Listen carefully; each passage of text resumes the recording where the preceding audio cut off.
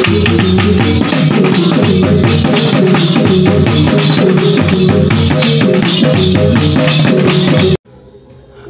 jumpa lagi sahabat Kareklong Official sekalian dimanapun Anda berada. Salam sehat untuk kita semua ya.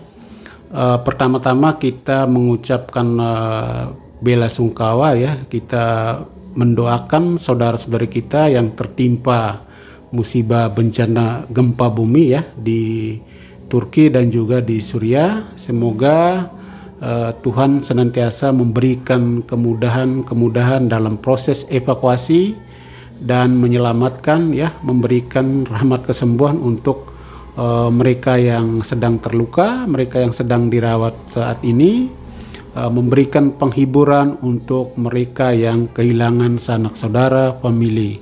Kita doakan untuk mereka ya.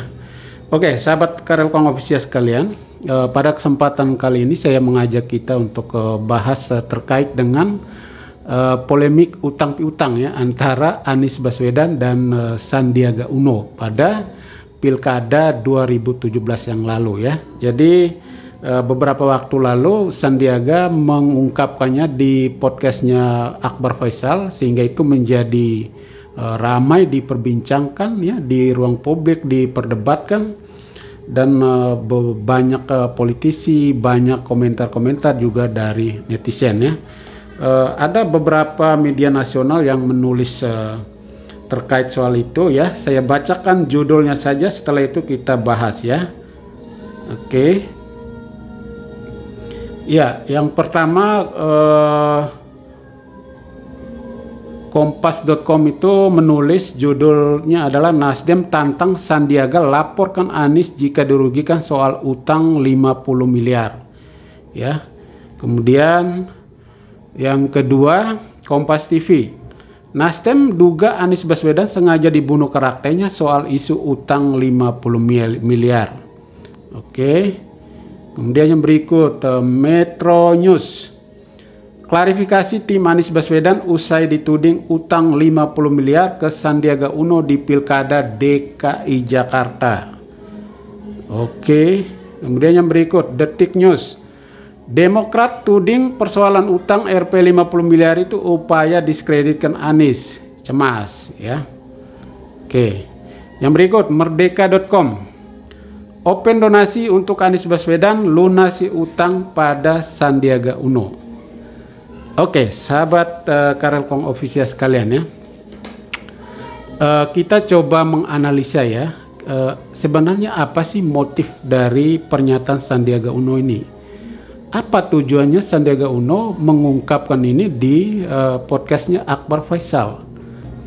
Yang pertama, apakah motifnya adalah benar-benar pure tagih utang ya? Karena 50 miliar itu uang yang begitu banyak ya. Jadi mungkin Sandiaga Uno melihat potensi Anies Baswedan saat ini ingin maju sebagai capres ya.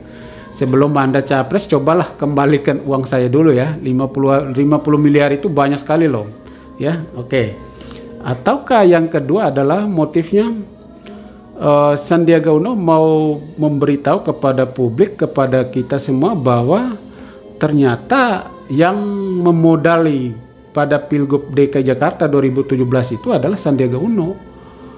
Anies Baswedan itu hanya numpang doang, hanya numpang nama, numpang pinjam gitu loh. Apakah seperti itu motifnya?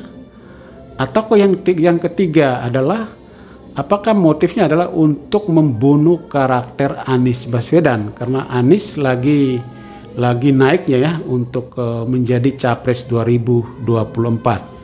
Oke, sahabat Kareklong Official sekalian, kita bahas satu-satu. Yang pertama adalah motif menagih utang.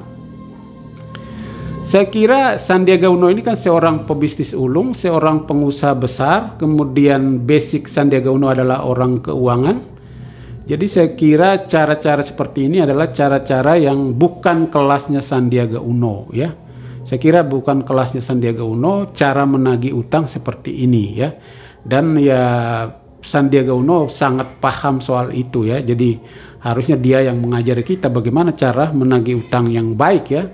Bukan berkuar-kuar di media sosial ya saya kira. Jadi menurut saya mungkin motif ini tidak masuk ya.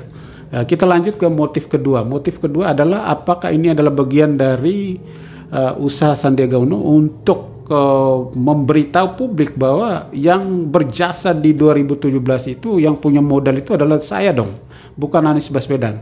Saya yang punya uang, saya yang membiayai semua itu. Anies Baswedan itu masih ngutang ke saya. Apakah seperti itu? Oke, sahabat Karir Kelompok Ofisial sekalian, kalau kita mereview kembali pernyataan Sandiaga Uno di podcastnya Akbar Faisal, ada satu poin yang menarik ya. Sandiaga mengatakan bahwa yang mengajak Anies untuk menjadi calon gubernur pada Pilgub DKI Jakarta 2017 itu adalah sebenarnya bukan PKS, bukan Gerindra juga bukan, tetapi sebenarnya yang memutuskan itu adalah dia, Sandiaga Uno. Karena posisi gubernur itu kan diberikan oleh Partai Gerindra kepada dirinya, tetapi dia yang mengusulkan kepada Prabowo Subianto untuk menjadikan Anies sebagai gubernur dan dia menjadi wakilnya. Dan itu diceritakan di podcastnya Akbar Faisal. Dia mengatakan bahwa memang saat itu buntu, Prabowo belum begitu terima sepenuhnya karena Prabowo menginginkan yang menjadi gubernur adalah Sandiaga, bukan Anies Baswedan. Tetapi Sandiaga mengatakan dia yang meyakinkan Prabowo untuk menerima semua itu. Artinya dalam hal ini saya mau katakan bahwa sebenarnya Anies itu kan tidak menawarkan diri untuk maju sebagai calon gubernur, ya kan? Anies itu dilamar loh, Anies itu dicari, Anies itu diminta. Kenapa? Yang pertama dia punya elektabilitas waktu itu, yang kedua dia punya popularitas. Saya kira Sandiaga pun kala itu dia memang punya banyak uang, dia memang punya banyak duit, tetapi dia juga ragu untuk menghadapi petahana Ahok dan Saiful Jarod yang begitu populer, yang begitu kuat. Sandiaga juga ragu. Tetapi dengan kehadiran Anies membuat dia semakin yakin, membuat dia percaya diri kala itu. Makanya posisi gubernur pun dia serahkan kepada Anies Baswedan dan dia mengambil posisi sebagai calon wakil gubernur. Dan secara logika saya kira uang 50 miliar itu bagi Sandiaga waktu itu bagi Sandiaga itu kecil. Posisi gubernur aja dia serahkan untuk Anies, apalagi uang 50 miliar. Tentu dia akan melakukan semua itu demi memenangkan Pilkada DKI Jakarta. Itu semua terjadi kenapa? Karena Anies memang tidak punya uang, tetapi Anies punya elektabilitas, Anies punya popularitas. Jadi ya istilahnya tukar tambah ya, sehingga menurut saya seharusnya tidak dipersoalkan ya sampai seperti ini ya. Apalagi di surat perjanjian itu yang beredar itu ternyata klausul terakhirnya itu kan berbunyi bahwa kalau menang pilkada maka utangnya dihapuskan, kira-kira begitu. Jadi seharusnya harus legowo dan berpegang pada perjanjian ya kalau memang itu disepakati bersama. Oke. Kemudian yang berikut, menurut saya seharusnya Sandiaga Uno ini bersyukur dan berterima kasih kepada Anies Baswedan ya. Kenapa demikian? Karena dalam perjalanan belum tuntas masa jabatan sebagai gubernur dan wakil gubernur DKI Jakarta, Sandiaga Uno sudah mengundurkan diri mengikuti kontestasi calon wakil presiden berdampingan dengan Prabowo Subianto. Yang melanjutkan amanat janji sumpah mereka itu adalah Anies Baswedan sampai kelar hari ini, sampai tuntaskan masa jabatan di DKI Jakarta. Jadi harusnya Sandiaga Uno justru berterima kasih kepada Anies Baswedan ya.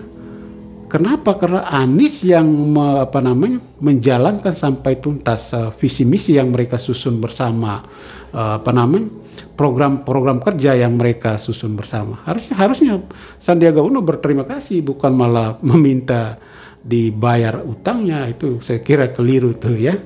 Kemudian yang berikut, yang ketiga adalah apakah ini motifnya adalah untuk membunuh karakter Anies.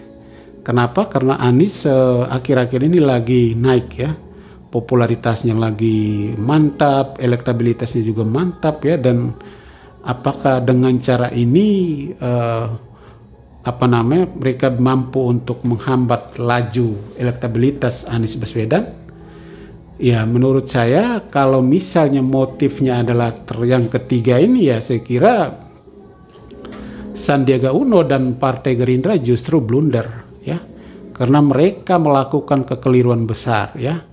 Saya pada konten-konten sebelumnya saya mengatakan bahwa Prabowo Subianto sudah menunjukkan kenegarawanannya, ya, sudah menunjukkan bahwa dirinya adalah seorang tokoh bangsa. Ketika Anies Baswedan deklarasikan oleh Partai Nasdem sebagai capres, tidak ada pun satu kata atau kalimat dari Prabowo Subianto yang menyindir Anies Baswedan atau yang menyudutkan Anies Baswedan atau yang mendiskreditkan Anies Baswedan. Saya tidak temukan itu. Jadi saya kira publik menanggapi positif terhadap respon yang ditunjukkan oleh Prabowo Subianto. Tetapi kalau dalam polemik ini adalah bagian dari strategi Partai Gerindra, bagian dari strategi Sandiaga Uno, saya kira justru mereka akan mengakibatkan hal buruk yang akan terjadi pada Partai Gerindra sekaligus juga pada Prabowo Subianto, ya. Ini menjadi blunder bagi Partai Gerindra dan juga bagi Prabowo Subianto sendiri. Jadi menurut saya seharusnya polemik ini dihentikan, ya. Sampai saat ini saya kira polemik ini harusnya dihentikan. Partai Gerindra, ya, Sandiaga Uno maupun politisi Partai Gerindra yang lain, ya, janganlah terus untuk membangun statement, membangun argumentasi, ya, terkait dengan polemik ini, karena polemik ini pada akhirnya akan merugikan Partai Gerindra dan juga Prabowo Subianto, ya. Anies akan diposisikan sebagai orang yang terzolimi, maka simpati publik akan semakin besar lari ke Anies Baswedan dan meninggalkan Prabowo Subianto, ya. Padahal kan kita tahu bahwa Prabowo dengan respon dia yang bijaksana, tidak mengkritik Anies Baswedan, tidak memberikan pernyataan-pernyataan yang